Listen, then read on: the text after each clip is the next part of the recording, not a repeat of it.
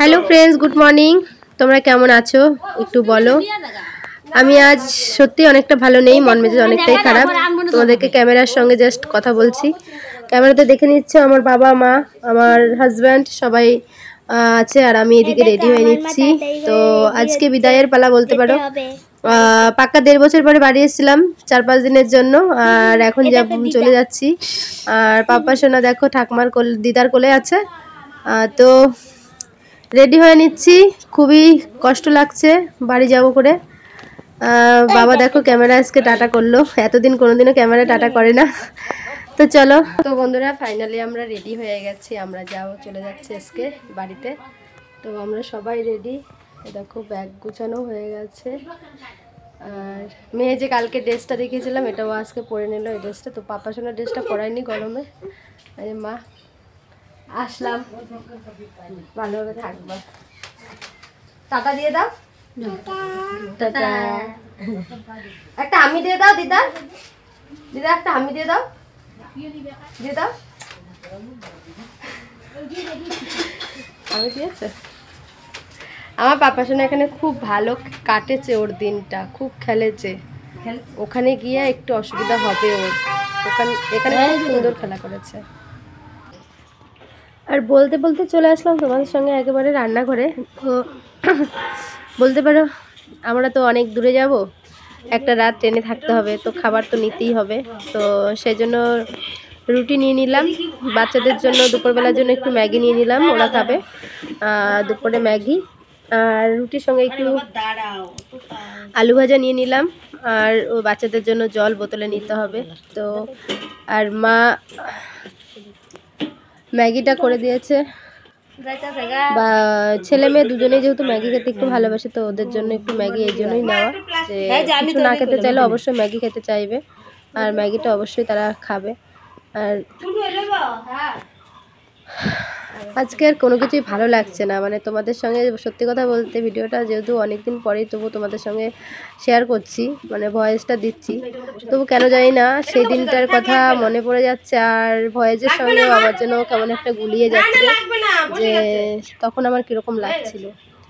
এবারের মতো খারাপ আমার লাগেনি বাড়ি থেকে আসার সময়, বলতে পারো।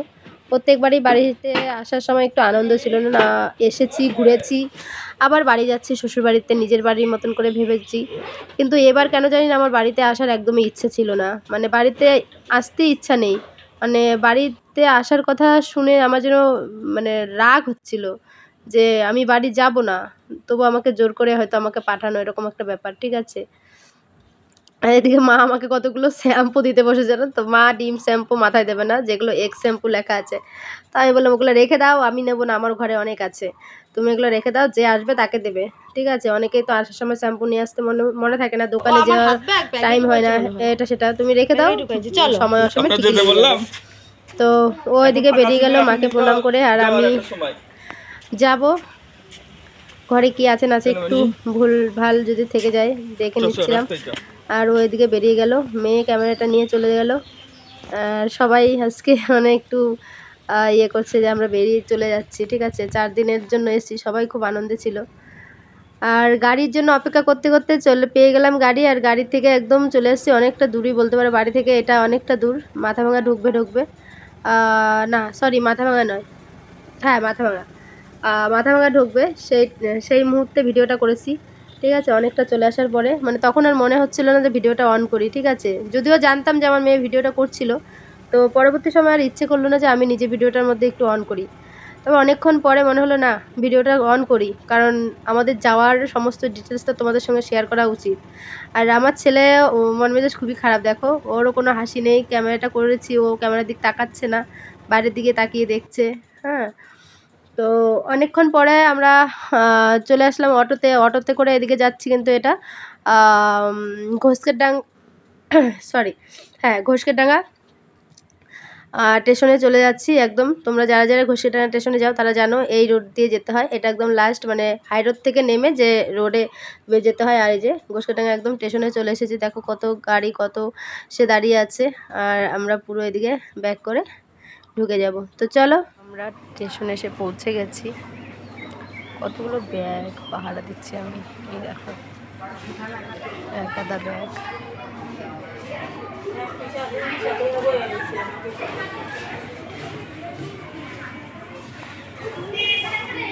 ট্রেন আসতে এখনো 1 ঘন্টা বাকি। 1 ঘন্টা বসে থাকতে হবে, তারপরে ট্রেন আসবে। তো চলো ওয়েট করতে থাকি আর কি। ট্রেনে চড়ে বসেছিলাম গোসাটাঙ্গা থেকে প্রায় 1:15 ট্রেনে তিস্তা তোরসা। তো তিস্তা তোরসা ট্রেনে একদম জেনারেল কামরায় উঠেছিলাম। সেখান থেকে কোনো রিজার্ভেশন টিকিট কাটা ছিল না। জেনারেল কামরায় উঠে আমরা বসেছিলাম, কিন্তু আমি জানলার পাশে সিট পাইনি। জাস্ট জুম করে তোমাদেরকে দেখাচ্ছি। একদম চলে এসেছিলাম জলপাইগুড়ি আর রোড হয়ে যে স্টেশন হয়ে যেতে হয় সেদিকে। আর সেখানে অনেক চা বাগান দেখা যায়, সেই জন্য তোমাদেরকে এই চা বাগানটা শেয়ার করবো বলে ভিডিওটা স্টার্ট করেছিলাম। আর বাকি সময়টা করিনি এই কারণে, কারণ পাপা সোনা খুবই জ্বালাচ্ছিল। আর জেনারেল বগিতে যেহেতু এখনও আমার পাপা সোনা চিল্লাচ্ছে, তার মধ্যে থেকে একটু ক্যামেরাটা অন করে নিলাম তোমাদের সঙ্গে শেয়ার করবো বলে। তো সেই জন্য সে তখনকার ভয়েসটা অফ করে দিয়েছি, কারণ পাপা সোনা চিল্লানোতে তোমরা কিচ্ছু শুনতে পারতে না।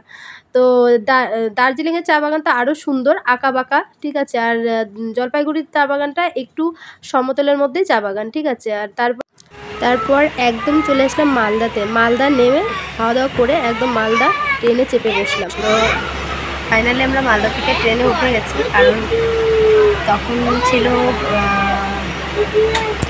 কি বলে ধূপগুড়ি থেকে ছিল হলো তিস্তা তোরসা এক্সপ্রেস, ওটা জেনারেল বগিতে এসেছি। তারপরে মালদা থেকে এখন আমরা ট্রেন পাল্টিয়ে এখন আমরা যাচ্ছি শিয়ালদা, এটা রিজার্ভেশন করলাম। তো এখন বাজে প্রায় 9টা। আর এখন আমরা শোবো। আমি তো উপরে চলে এসেছি, দেখে বুঝতেই পারছি।